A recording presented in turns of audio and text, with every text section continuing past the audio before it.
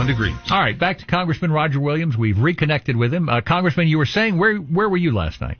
Well, I was here in Washington, D.C., watching it, and I watched every bit of it. I thought the moderators did good. I thought CNN actually was fair, and I thought Trump did well. And, of course, Joe Biden was seemed a little tired, not prepared.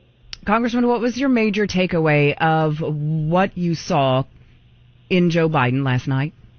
Well, what we saw, I think, was an older fellow. And let me tell you, age really, in my mind, has nothing to do with it. It's about mental capacity, and that he was ready to handle 4 years of being president and leading the free world. And it showed. It showed on some things. He didn't answer questions. He wasn't strong on he didn't talk about the economy. He didn't talk about the border that much. And what he did, he was off track. So I'm not here to make fun of him. I just think that this is the first inning of a 9-inning game, and all of us that want to get President Trump back are going to have to stay focused and forge ahead and make sure that we talk about our strengths, which is the economy, is creating jobs, is a strong military, is a strong foreign policy, and that's what we can win on. And I think President Trump will stay with that. Will be good. You know, emails and calls we've taken this morning, and from my perspective, and pretty much everybody in the room, we all kind of agree on this, that President Trump needs to craft a message that it almost felt like he went out there and was winging it. And there were so many opportunities to completely take down what was being thrown at him that I thought were missed. Well, I think in a way you're right. I think he'd heard so much about not being a bully and not being overwhelming this fall. I think he did a pretty good job at that. But yeah, I do too. We got to, we got to talk about the issues, and the issues are the economy and the border. That's what people want to hear, and a strong military presence in the world. And that's what we need to stay focused on. That's what we'll win on. But and I think he will do that, and because we have solutions, and we need to get back to running America again. Congressman, you're there. You're right there in the thick of it in D.C., and you have been for some time. What happens now to the Democratic Party now that America has seen Joe Biden in his own words? Will they try to move him out off the ticket? What happens next, in your estimation?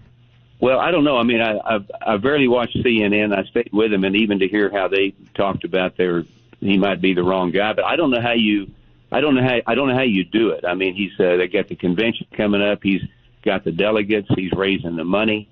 I don't know how they do it. Plus, the problem is they know Harris is not going to be a good candidate, but she's the standing vice president. What do you do with her? So I think they got a lot of issues. And while they're fighting those internal issues, we need to be talking how to get America back on track and get America to where it's the dominant power in the world. I'm sure you know Joe Biden. I'm sure he's been in Washington a long time. Why do you think he wants to hang in there so much? Why do you think he's just got to have that second term? Well, I think that, it's the power. He's got another term, and I think a lot of people around him are promoting him to do this. And now they saw his performance last night. Those people are leaving him. And I frankly think he hears it from his family. His family doesn't want to lose power.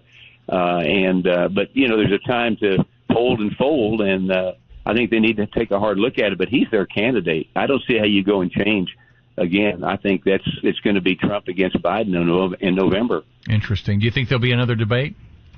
Well, no, we got another debate scheduled for September 12th, I think, and I think President Trump should try to debate him because there's a lot more issues out there. A lot's going to happen between now and September 12th, but maybe they don't do it. I don't know. It's going to be interesting to see. If they don't do it, it shows weakness again. Congressman, what can you tell the American people this morning? There are a lot of folks who are worried. I mean, even Brad said, between now and election, so we have about 5 months or so where maybe some not very nice people around the world are going to try some things on us. And that has folks a little bit rattled this morning. What would you tell them? You are there. You are a congressman. You've kind of done this, been there. What do you tell folks who are a little concerned? I tell people this is not a time to be afraid. This is still the greatest nation in the world and the superpower of the world. We don't need to be afraid. We need to be aware. And a lot of people are not aware. And when I say aware of the problem at the border, the people coming across, the illegals coming over here to want to hurt us, and all across the nation, money going to Ukraine and not going to the border. People need to be aware of what's going on. It's important. It is a very important election. But at the same time, remember, this is the greatest country. We need to do a little tweaks here and there. But we're still the superpower. We need to remain that way. The world's going to implode. But people got to get engaged. If they're not engaged right now, they're actually not addressing their patriotic duty, I believe. And this is an important election. They need to vote. The vote needs to be heard. And we'll begin to save our country. We're not that far gone, as they say, but we're going in a direction that's not good. Congressman Roger Williams, thank you so much for coming on WBAP this morning. We appreciate it. Thank you, guys. God bless.